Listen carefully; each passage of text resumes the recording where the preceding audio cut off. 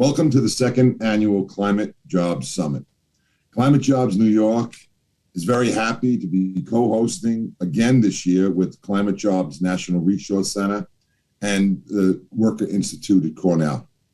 We're also thrilled to see what began in New York turning into a national movement with climate jobs organizations in a growing number of states. Together, we're showing that it is possible to build a clean energy economy with high road standards and practices, that we can build the economy of the future with good union jobs. Back in the aftermath of Superstorm Sandy, when the Workers Institute at Cornell convened a group of us to look at labor's role on climate, three things were clear to us. One, climate change was already affecting union members and disproportionately affecting vulnerable communities. Two, labor had a lot to bring to the table in terms of driving bold climate action. And three, we had to be part of shaping the new clean industries. You know, the clean energy economy will look very different if workers have a seat at the table versus how it would look if they don't. We're building whole new industries here in order to take action on climate at a scale and a pace that matters. And we've got to make sure the jobs we're creating are good, family-supporting, community-sustaining careers. And that means union. As a good friend of mine often reminds me, we're going to look back 20 or 30 years and say, either we got this transition right or we got it wrong. Since forming Climate Jobs New York, we've worked with allies and elected officials in the state to drive bold, concrete climate action and create good union jobs and careers. The state's unprecedented commitment to procure 9,000 megawatts of offshore wind, invest $200 million in port infrastructure, support offshore wind, and to do it all with project labor agreements and prevailing wage. Doubling funding for solar on schools, which we are building with an ambitious carbon-free and healthy schools campaign to retrofit all school buildings in New York City. And this past April, we secured legislation as part of New York state budget that was the first of its kind in the nation. A suite of labor standards for large-scale renewable energy projects with standards for construction work as well as operation and maintenance jobs, Buy American requirements, and a component to incentivize supply chain manufacturing in New York. In the short time since April, our brothers and sisters in Connecticut and Illinois have won major legislative victories, breaking new ground in important ways. I especially want to congratulate the leaders of Climate Jobs Illinois on the ambitious, remarkable bill signed into law there just last week. We've shown that it can be done, but there's so much more to do, and now is a crucial moment. Fires and floods remind us that we're on the clock when it comes to preventing the worst impacts of climate change. At the same time, we need to rebuild our economy, take on crises of extreme inequality, and combat deep-seated racial injustice and inequity, including by expanding access to middle-class careers and career paths through our pre-apprentice programs. Now is a crucial moment. I'm looking forward to today. We get a chance to gather with union members, labor leaders, policymakers, scientists, activists, all committed to building a clean energy economy at the scale science demands, powered by good union jobs and careers.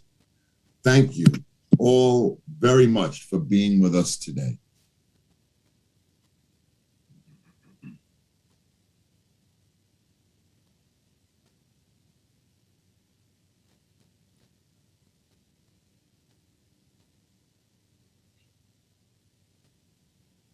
Thank you, Gary. I'm Mike Fishman, President and Executive Director of Climate Jobs National Resource Center. And Gary, I would just want to say thank you to you. You and I have now known each other for 20 years and had an incredible working relationship helping the working people of New York.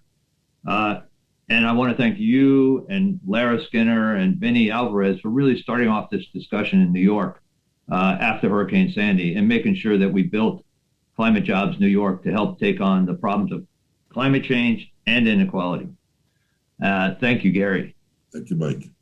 And I want to welcome everyone as well to this second annual summit. I should say we've been told by our data people that there are over 1,300 people who have signed on now. And we have people from not just all over the country, but also from Canada, Argentina, Europe, who are tuning in. And of course, I have to say a little hello to my niece and nephew in Montreal who have tuned in as well, Danielle and Michelle. Hope you're there. But also welcome to all of you, climate activists, labor activists, foundation leaders, government leaders, and our family and friends. It's hard to believe how much change there can be in just 1 year.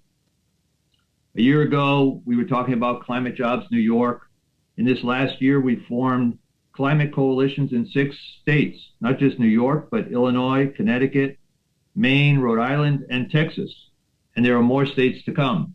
And all these coalitions are dedicated to building the new renewable economy and creating good jobs, good union jobs.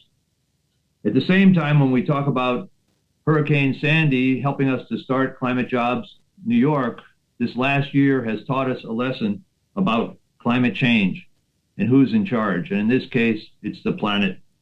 We've had wildfires in California, freezes in Texas, floods in the east, 117-degree heat in Portland, Oregon, and all this in the midst of this pandemic that has been so difficult and devastating. Climate change is affecting everyone, our neighbors, our friends, our families. I know from my sister in California who couldn't leave her home for days because of the wildfires, to 2 of my friends in White Plains, New York, who have 2 feet of sewage water in their basement, to people like Teresa Vasquez in Texas, who you'll meet later on, whose car floated away in a flood and whose house was dramatically damaged. What have we learned from all this? Well, we know now, and it's worth repeating, that climate change is real, that it hits working people first and worst, and that labor must lead, not just be part of the discussion, but lead in the discussion of climate change, and we must act now.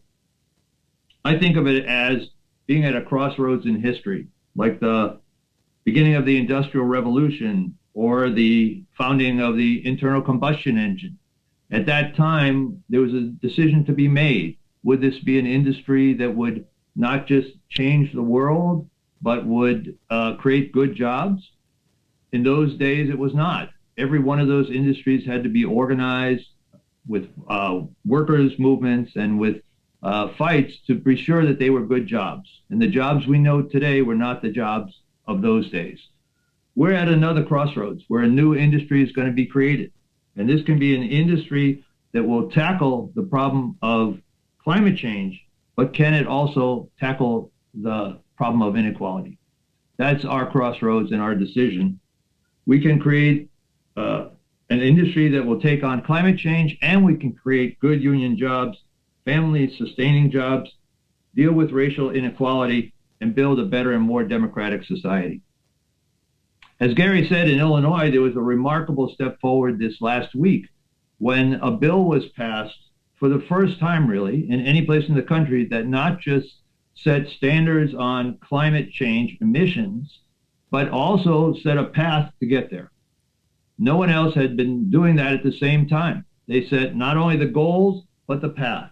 And while that was very difficult to negotiate, created enormous tension, Climate Jobs Illinois, the Clean Energy Coalition, the government all worked together to get it done and came up with a bill that will really put them on a path to a strong, renewable future with good jobs. So we're at a new moment. The Biden administration is putting forward a bold plan. We have to help shape that plan, and we have to make it work. That's on our plate. Interestingly, I attended a dinner the other night with a minister from Germany who was talking about the green future in that country and the bold plan that they were putting forward.